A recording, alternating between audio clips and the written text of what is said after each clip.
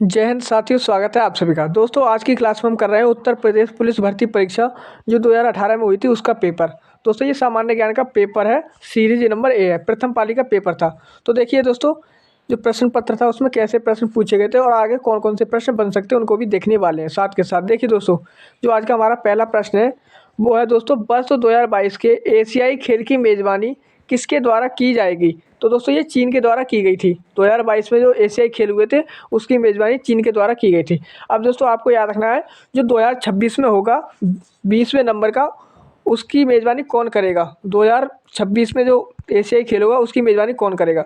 तो दोस्तों याद रखिएगा, जो 2026 में 20वां एशियाई खेल होगा वो दोस्तों उसकी मेज़बानी कौन करेगा, जापान। जापान के नगोया शहर में होगा, नगोया शहर में यह आयोजित किया जाएगा। देखिए दोस्तों अगला प्रश्न है, भारत के चीफ आर्मी स्टाफ COASF का नाम बताएं जिन्होंने 31 दिसंबर 2016 को पदभार संभाला था। तो दोस्तों ये कौन थे, general Bipin Rawat. Option A right answer है, जनरल बिपिन रावत। देखिए दोस्तों अगला प्रश्न है हमारा, नवंबर 2018 में 33वां आसियान शिखर सम्मेलन कहाँ आयोजित किया गया था।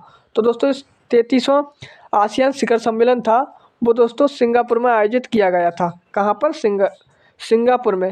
अब आपको याद रखना है 24वां कहाँ पर हुआ है। तो 24वां ये दोस्तों, जो 34वां है, 34वां वो दोस्तों थाईलैंड में हुआ है। कहाँ पर हुआ है, थाईलैंड में। आपको ये याद रखना है 34वां थाईलैंड में हुआ है। आगे देखिए दोस्तों, मानव शरीर का कौन सा अंग इंसुलिन पैदा करता है। तो मानव शरीर का कौन सा अंग इंसुलिन पैदा करता है। तो इंसुलिन हार्मोन ये दोस्तों अग्नाशय से बनता है। किससे बनता है, अग्नाशय से। आगे देखिए दोस्तों, अगला प्रश्न है, निम्नलिखित में से कौन सा तत्व एक अधातु है जो कक्षीय तापमान पर द्रव अवस्था में रहता है। तो दोस्तों द्रव अवस्था में रहता है यानी कि रूम टेम्परेचर पर। तो दोस्तों वो कौन सी धातु है, तो वो है ब्रोमीन। ब्रोमीन क्या है, ये दोस्तों अधातु है और ये द्रव अवस्था में रहती है। देखिए दोस्तों अगला प्रश्न हमारा, निम्नलिखित में से किस तत्व की परमाणु त्रिज्या सबसे छोटी होती है। तो कौन सा तत्व है जिसकी परमाणु त्रिज्या सबसे छोटी होती है, वो है दोस्तों chlorine. Option B right answer है, क्लोरीन। याद रखिएगा दोस्तों, परमाणु त्रिज्या सबसे छोटी क्लोरीन की होती है। देखिए दोस्तों आगे एक फॉर्मूला दे दिया है, इसका नाम बताना है आपको। CH3COO CH2CH3 का सूत्र है। तो दोस्तों इसका सूत्र क्या है, ये किसका सूत्र है। तो ये दोस्तों मिथाइल एथेनॉल का ये दोस्तों सूत्र है, एथेनॉल। सॉरी दोस्तों, ये एथिल एथेनॉल का सूत्र है। किसका है, एथिल एथेनॉल का ये सूत्र है। ऑप्शन सी राइट आंसर हो जाएगा, एथिल एथेनॉल। देखिए दोस्तों अगला प्रश्न, द्रवों का घनत्व नापने के लिए किस उपकरण का उपयोग किया जा सकता है। द्रवों का घनत्व नापने के लिए किस उपकरण का उपयोग किया जा सकता है। तो दोस्तों घनत्व किससे नापते हैं, तो आपको याद रखना है, घनत्व नापते हैं देखो पिक्नोमीटर से। पिक्नोमीटर से क्या नापते हैं, घनत्व मापते हैं। देखिए दोस्तों एनेमोमीटर के माध्यम से पृथ्वी तल पर के पवन का वेग मापा जाता है। दोस्तों यहाँ पर हवा का वेग मापा जाता है किससे, एनीमोमीटर से। और दोस्तों बेवामीटर द्वारा मिट्टी के यांत्रिक गुणों का मापन किया जाता है। दोस्तों ये बेवामीटर है, इससे मिट्टी के यांत्रिक गुणों का मापन किया जाता है। और दोस्तों यूरोमीटर से दहन बाद गैस मिश्रण के आयतन में परिवर्तन का मापन किया जाता है। पिक्नोमीटर का उपयोग होता है द्रवों का घनत्व मापने के लिए किया जाता है। तो याद रखिएगा पिक्नोमीटर। अब आपको सारे जो दोस्तों मापक हैं उनको एक बार पढ़ लेना है, याद कर लेना है। देखिए दोस्तों, केंद्रीय विश्वविद्यालय बाबा साहेब भीमराव अंबेडकर विश्वविद्यालय विद्या विहार किस शहर में स्थापित है। तो दोस्तों याद रखना ये किस शहर में है, लखनऊ में है। अब ये दोस्तों यूपी स्पेशल जीके से प्रश्न आ गया तो आपको यूपी स्पेशल भी पढ़ना है। तो कहाँ पर स्थित है, ये लखनऊ में है। आगे देखिए दोस्तों अगला प्रश्न है, उत्तर प्रदेश पुलिस का मुख्यालय कहाँ स्थित है। तो उत्तर प्रदेश पुलिस का मुख्यालय प्रयागराज में है। कहाँ पर है, प्रयागराज में है। आगे देखिए दोस्तों अगला प्रश्न है, उत्तराखंड किस वर्ष अस्तित्व में आया था। उत्तराखंड किस वर्ष अस्तित्व में आया है। तो ये दोस्तों 2000 में आया, सन 2000 में बना था उत्तर प्रदेश से कटकर उत्तराखंड। आगे देखिए दोस्तों अगला प्रश्न है, बरसाना होली। दोस्तों प्रश्न आ गया यूपी स्पेशल जीके से, ये बरसाना होली के साथ खेली जाती है। तो बरसाना होली दोस्तों किसके साथ खेली जाती है, तो आप याद रखना ये डंडे के साथ खेली जाती है। किसके साथ, डंडे के साथ खेली जाती है बरसाना होली। देखिए दोस्तों डंडे के साथ खेली जाती है बरसाना होली, आपको ये याद रखना है। तो यहाँ पर ऑप्शन डी राइट आंसर हो जाएगा, डंडा। बरसाना की लठमार होली फागुन माह के शुक्ल पक्ष की नवमी को मनाई जाती है। इन दिन नंदगांव के ग्वाला होली खेलने राधा के गांव बरसाना जाते हैं। देखिए दोस्तों, अगला प्रश्न है, उत्तर प्रदेश में आयोजित काम्पिल मेला किस समुदाय से जुड़ा हुआ है? काम्पिल मेला दोस्तों आपको याद रखना है, काम्पिल मेला ये जैन समुदाय से जुड़ा हुआ है। किनसे? जैनियों से जुड़ा हुआ है काम्पिल मेला। आगे देखिए दोस्तों, भारत में कथक नृत्य की एक शास्त्रज्ञ है। दोस्तों कथक नृत्य की शास्त्र कौन है यहाँ पर? तो दोस्तों आपको याद रखना है, पंडित बिरजू महाराज। पंडित बिरजू महाराज ये दोस्तों कथक नृत्य के एक शास्त्रज्ञ हैं। और दोस्तों आपको सितारा देवी याद रखना है, ये भी क्या है? कथक नृत्य की हैं। अगला प्रश्न है, निम्नलिखित में से कौन सी यूपी पुलिस विभाग की चयन प्रक्रिया के चरणों में से एक नहीं है? दोस्तों कौन सी नहीं है? शारीरिक परीक्षण होता है दोस्तों, और शैक्षिक योग्यता भी मांगी जाती है, और दोस्तों आयु पात्रता भी होती है, लेकिन इसमें भाषा का परीक्षण नहीं होता है। तो ऑप्शन डी यहाँ पर राइट आंसर हो जाएगा। आगे देखिए दोस्तों, अगला प्रश्न है, एक पौराणिक कथा के अनुसार किस देवता ने दशामेघ घाट पर किए जाने वाले अश्वमेघ यज्ञ के दौरान 10 घोड़ों की बलि दी थी? तो दोस्तों 10 घोड़ों की बलि किसने दी थी? तो ये दी थी भगवान ब्रह्मा ने। भगवान ब्रह्मा ने 10 घोड़ों की दोस्तों बलि दी थी दशाश्वमेघ यज्ञ में। आगे देखिए दोस्तों, अगला प्रश्न है, भारत में बहादुरी का सर्वोच्च पुरस्कार निम्नलिखित में से कौन सा है? बहादुरी का सर्वोच्च पुरस्कार कौन सा है? तो दोस्तों वो है, कौन सा है? परमवीर चक्र। ऑप्शन बी राइट आंसर हो जाएगा, परमवीर चक्र। आगे देखिए दोस्तों, अगला प्रश्न है, माई पैसेज फ्रॉम इंडिया द्वारा लिखी गई एक किताब है। दोस्तों माई पैसेज फ्रॉम इंडिया ये दोस्तों किसकी पुस्तक है? तो याद रखिएगा, ये है इस्माइल मर्चेंट की। इस्माइल मर्चेंट की पुस्तक है माई पैसेज फ्रॉम इंडिया। आगे देखिए दोस्तों, अगला प्रश्न है, विश्व पर्यावरण दिवस किस दिन मनाया जाता है? तो विश्व पर्यावरण दिवस ये 5 जून को मनाया जाता है। कब मनाया जाता है? 5 जून को। विश्व पर्यावरण दिवस 5 जून को मनाया जाता है, जबकि पृथ्वी दिवस 22 अप्रैल को और मातृ दिवस ये दोस्तों 8 मई को मनाया जाता है।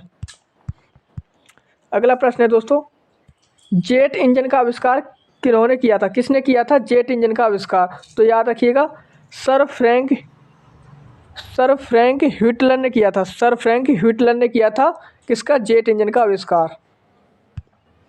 आगे देखिए दोस्तों, अगला प्रश्न है, निम्नलिखित में से कौन सा सामाजिक मीडिया नेटवर्क एक सार्वजनिक रूप से सूचीबद्ध कंपनी नहीं है? दोस्तों सार्वजनिक रूप से सूचीबद्ध कंपनी नहीं है जो सोशल मीडिया नेटवर्क है। तो दोस्तों वो कौन सी नहीं है? वो है क्योरा। क्योरा क्या है? एक दोस्तों ये सार्वजनिक रूप से सूचीबद्ध कंपनी नहीं है। आगे देखिए दोस्तों, अगला प्रश्न,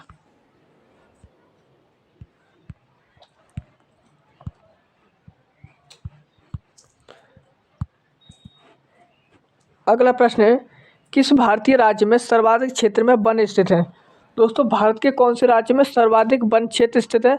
तो आप सभी को पता है, मध्य प्रदेश में है। कहाँ पर? मध्य प्रदेश में सर्वाधिक वन क्षेत्र है यहाँ पर। आगे देखिए दोस्तों, अगला प्रश्न है, फिनलैंड की शासकीय मुद्रा क्या है? दोस्तों फिनलैंड की मुद्रा आपको बतानी है। तो फिनलैंड की मुद्रा है यूरो। क्या है दोस्तों? यूरो। फिनलैंड की शास्त्रीय मुद्रा यूरो है, आपको याद रखना है दोस्तों। अगला प्रश्न है, कौन सी रेखा भारत और पाकिस्तान के बीच की सीमा तय करती है? दोस्तों भारत और पाकिस्तान के बीच की सीमा रेखा कौन तय करती है? तो दोस्तों ये है रेड क्लिफ रेखा। रेड क्लिफ रेखा है दोस्तों, ये भारत और पाकिस्तान के बीच है। दोस्तों मैकमोहन रेखा ये दोस्तों भारत और चीन के बीच है। भारत और चीन के बीच मैकमोहन रेखा। डूरंड रेखा भारत और अफगानिस्तान के बीच में कौन सी है? डूरंड रेखा है। तो आपको याद रखनी है ये रेखा। भारतीय उपमहाद्वीप का विभाजन करके 2 नए राष्ट्र 14 अगस्त 1947 को पाकिस्तान और 15 अगस्त 1947 को भारत अस्तित्व में आए थे। सिरिल रैडक्लिफ की अध्यक्षता में, दोस्तों इनका नाम था सिरिल रैडक्लिफ की अध्यक्षता में गठित सीमा आयोग द्वारा रैडक्लिफ रेखा का निर्धारण किया गया था। 17 अगस्त 1947 को रैडक्लिफ रेखा भारत और पाकिस्तान के बीच सीमा बन गई थी। तो आपको डूरंड रेखा याद रखनी है और मैकमोहन रेखा याद रखनी है, ये किन के बीच है।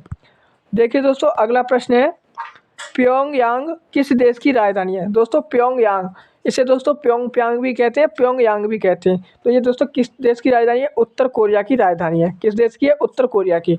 आपको दोस्तों दक्षिण कोरिया की राजधानी बतानी है कौन सी है? तो दक्षिण कोरिया की राजधानी क्या है? सियोल है। दक्षिण कोरिया की राजधानी क्या है? सियोल है।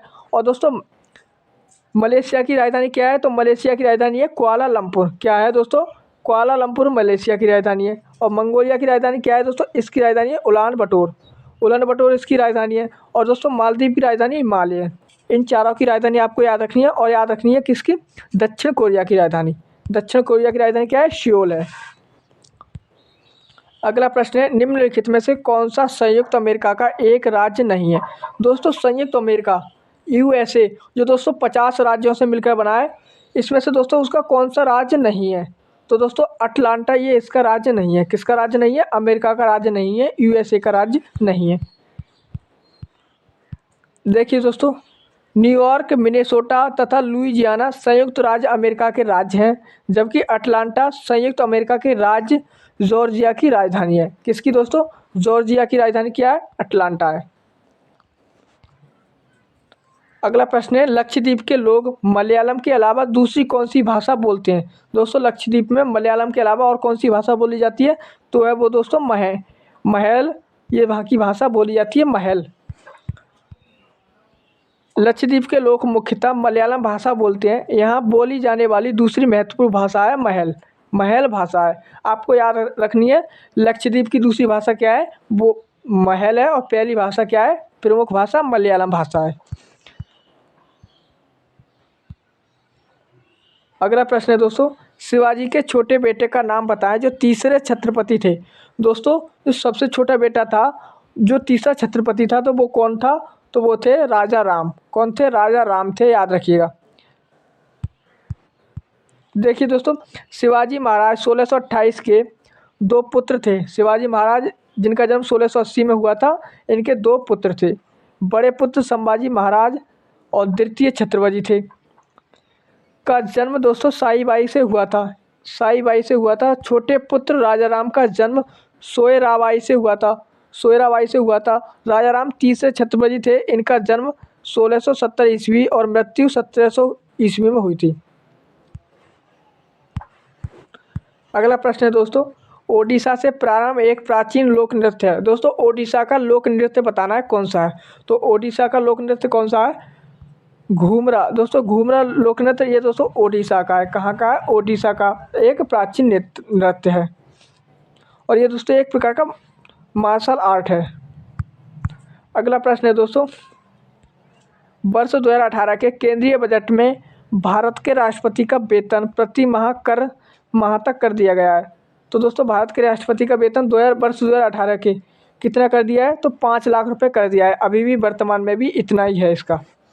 आगे देखिए दोस्तों, अगला प्रश्न है, भारत अपने नारियल के वार्षिक उत्पादन में और इंडोनेशिया के बाद तीसरे स्थान पर है। दोस्तों तीसरे स्थान पर है इंडोनेशिया के बाद। तो याद रखिएगा किसके बाद है दोस्तों? वो है फिलीपींस के बाद। किसके बाद? फिलीपींस के बाद। नारियल के उत्पादन में भारत का स्थान कौन सा है? तीसरा है। आपको याद रखना है तीसरा स्थान है भारत का नारियल के उत्पादन में, जबकि फिलीपींस और इंडोनेशिया क्रमशः प्रथम और द्वितीय हैं। तो इंडोनेशिया दोस्तों दूसरे स्थान पर है और फिलीपींस पहले स्थान पर है।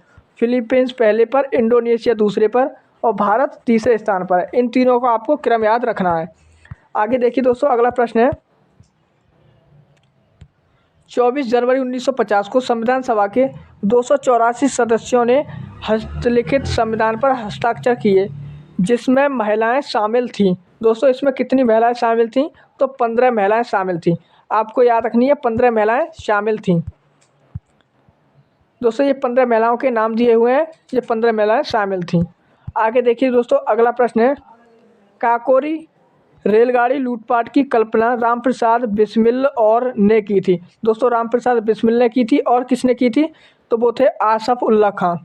आसफ उल्ला खान ने की थी दोस्तों। अगला प्रश्न है दोस्तों, बगरू में हाथ की छपाई के प्रसिद्ध केंद्रों में से एक है। दोस्तों बगरू हाथ की छपाई में प्रसिद्ध केंद्रों में से एक कौन सा है? तो ये बगरू कहाँ पर है दोस्तों? ये दोस्तों बगरू है राजस्थान में। कहाँ पर है दोस्तों? बगरू राजस्थान में। बगरू राजस्थान में जयपुर से 32 किलोमीटर पश्चिम में स्थित है। यह हाथ की छपाई के लिए प्रसिद्ध है। बगरू की हाथ से की जाने वाली छपाई का इतिहास 1000 वर्ष भी पुराना है। बगरू नामक राजस्थान की ब्लॉक प्रिंटिंग प्राकृतिक रंग के साथ ब्लॉक प्रिंटिंग पारंपरिक तकनीकों में से एक है, जिसका श्रेय राजस्थान के छिपा समुदाय को जाता है। किसको जाता है दोस्तों? छिपा समुदाय को, याद रखिएगा।